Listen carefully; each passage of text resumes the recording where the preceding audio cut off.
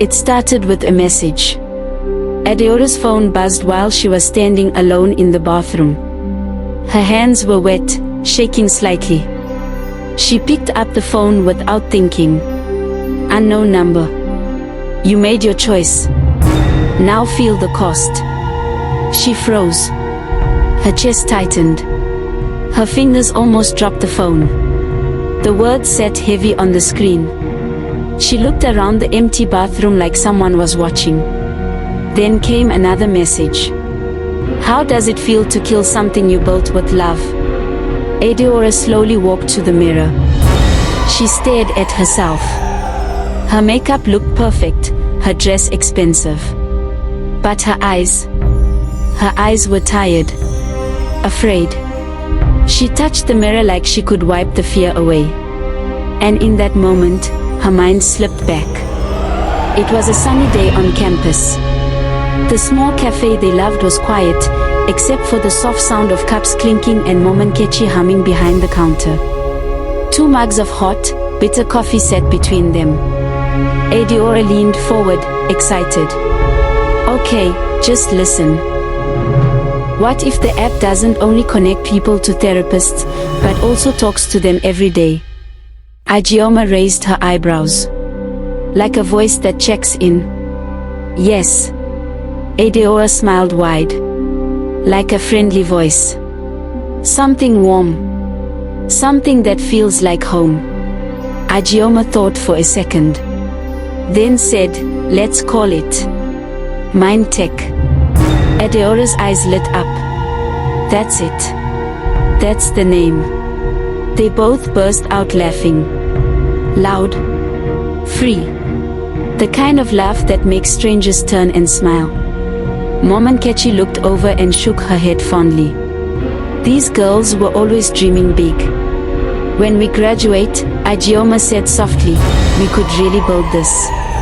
Adeora was quiet. Then she reached out and held Agioma's hand across the table. No matter where life takes us, she said, we do it together. Right? Agioma nodded. Always.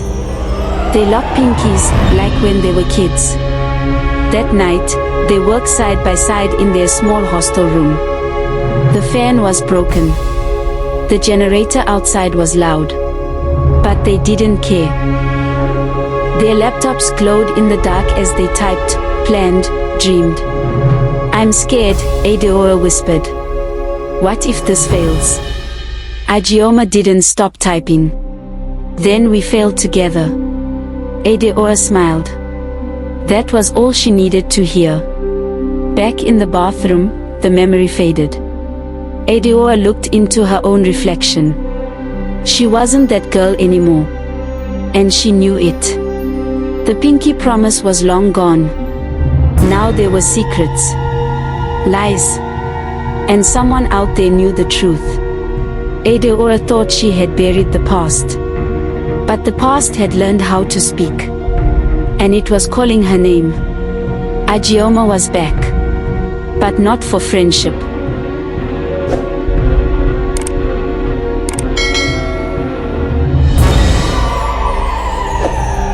The wineglass slipped from Adeora's hand and shattered on the floor. She gripped the edge of the marble table, her body swaying. Something was wrong. Her chest tightened. Her breath came in short, sharp gasps. Her throat felt like it was on fire. She had only taken a few sips. Then she heard its footsteps. Slow. Calm. Coming from the hallway. And then, the voice she hadn't heard in 3 years. It's time to pay for what you've done. Adeora turned, shaky and pale. Standing at the edge of the room was Agioma, the last person she ever expected to see. She looked different now. Colder. Stronger. Like someone who had been waiting for this night. Adeora's voice was weak. What are you doing here? Agioma stepped closer, her face calm but her eyes full of fire. You've lived in this house, spent this money, enjoyed this life, all from something we built together. But you didn't just leave me behind, you erased me. Edeora stumbled back, breathing fast. Ige, please. I can explain. Explain. Ijeoma laughed once, dry and bitter. You stole our dream. You turned our project into your empire. You shut me out, blocked my number, ignored every message.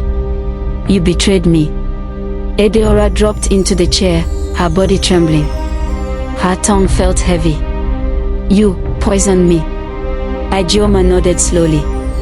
I didn't want you to die fast. I wanted you to feel it. I wanted you to know it was me. Just like I had to feel every time I saw you on TV, acting like I never existed. Edeora tried to stand, but her knees buckled. She crashed to the floor, gasping. I was scared. I thought you'd move ahead of me. I thought you didn't need me anymore. You should have said something, Ijeoma said, voice sharp. But instead, you took everything and left me in the dust. Adeora's eyes filled with tears. Her lips moved, but no sound came. Ijeoma crouched beside her, whispering, you broke me. Now I'm just returning the favor.